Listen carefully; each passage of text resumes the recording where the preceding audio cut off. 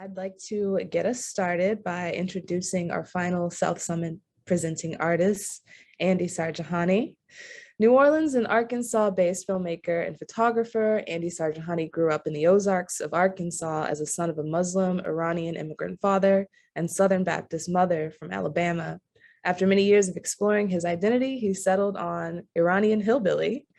He's currently in production on a short documentary that examines bridging gaps in divided times and is also developing a feature documentary that explores masculinity and illuminates the nuance and blurred lines of being a Southerner. So Andy, welcome to the stage, and I'll let you take it away. Thank you, Xandache, and thank you, everyone. It's good to be here. I appreciate New Orleans Film Society giving us this platform to come together.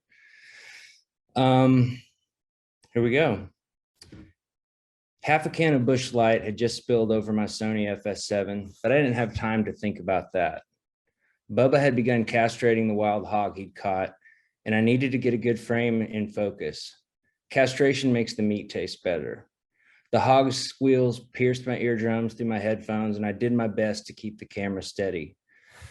When Bubba was done, he handed the hog's testicles to his 3-year-old son, Woodrow, who ran them over to the dog pens, and hand-fed them to their pit bulls. After all, the dogs do catch the hogs that feed Bubba's family deep in the Ozarks.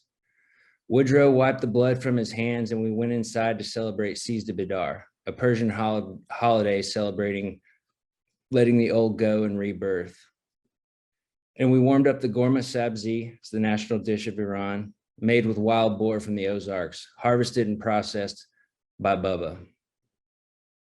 4 years to this moment, I watched silently as a young man dressed in military fatigues, no older than 20, probably weighing a $120 soaking wet, did arm curls with a machine gun in his right hand so fast that his chair bounced with each rep.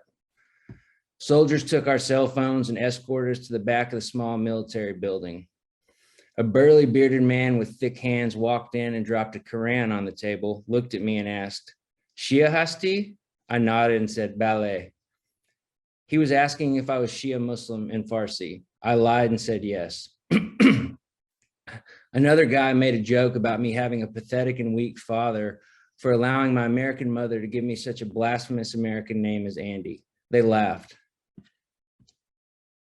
The temporary exemption for my 2-year mandatory service in the Islamic Revolutionary Guard had expired, and I spent the next 4 weeks trying to get back home to the US.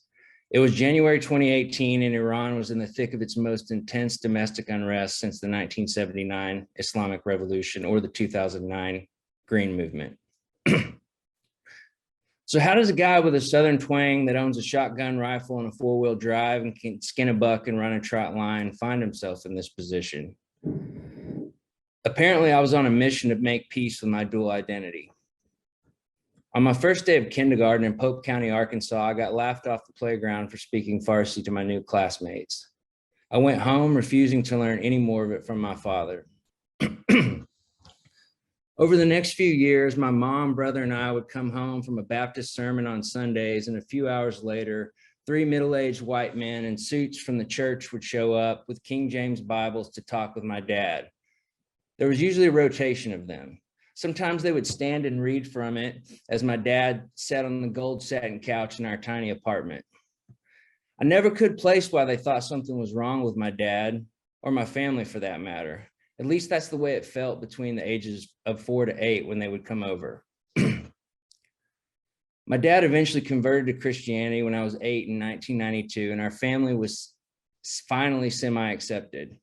To be clear, all of these people were and still are genuinely kind, which is what makes this all the more confusing. I also believe they were and still are confused. I didn't know it at the time, but that was when I started internalizing shame for my Middle Eastern roots. I was a Southerner, goddammit, and I would prove it at all costs. I accepted Jesus. I cleaned, fried, and ate catfish I caught from the Arkansas River. My first car was a Chevy farm truck from the rice fields of South Arkansas. Like a damn fool, I got a Confederate flag on my high school class ring. I went to college on a football scholarship. I turned my back on my Middle Eastern roots so I could be accepted in the South. Then 9/11 happened.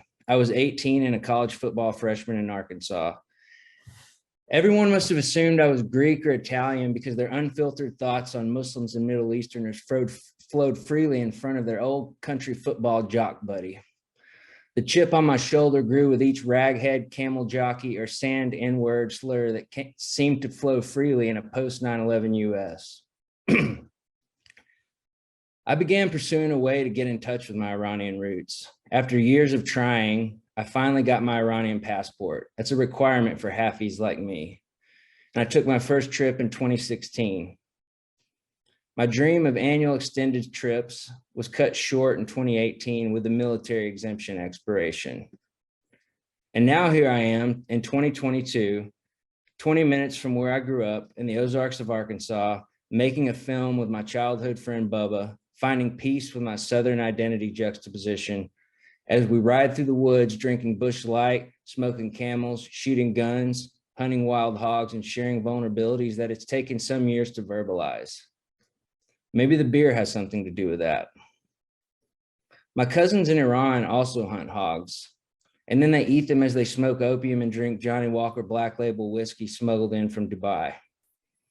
Flipping the finger to the rules of the Islamic Republic because they're atheists and they don't abide by the dictatorship's religious rules. Bubba hunts hogs because they're wild and disgusting and the hardest thing in the Ozarks to hunt, and he identifies with them. They're looked down upon. Whether or not they openly admit it, some coastal liberal elites are disgusted with people in the South like my friend Bubba. And the people I grew up with in the South are disgusted by people like my family in Iran. I love both sides of me, and I am making my own Southern legacy. There are no rules in hog hunting. It flips the finger to rules and hard lines. I like that. Killing the hog says fuck you to all the rules. Amen.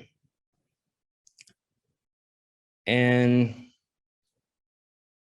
here we are now. I'm making a film, a short and a feature, and it's been a journey. I appreciate being able to share today.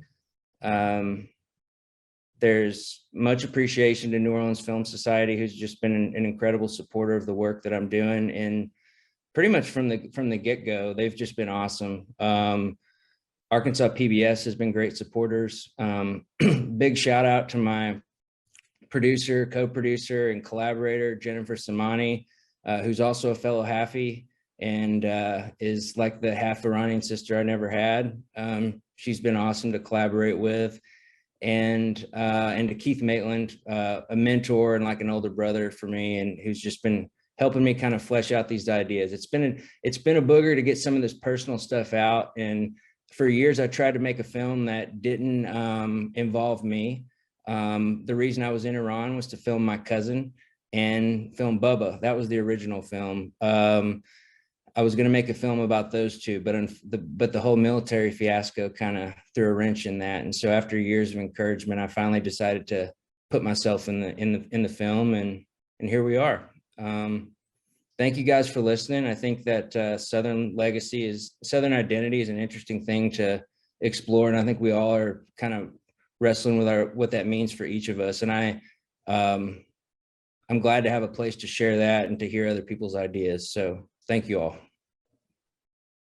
Thank you so much, Andy. That was a beautifully written piece, and we really appreciate you for sharing this part of your life and your work with us. I also just want to say that we're really excited to have Andy as one of our Emerging Voices Fellows and see his work develop.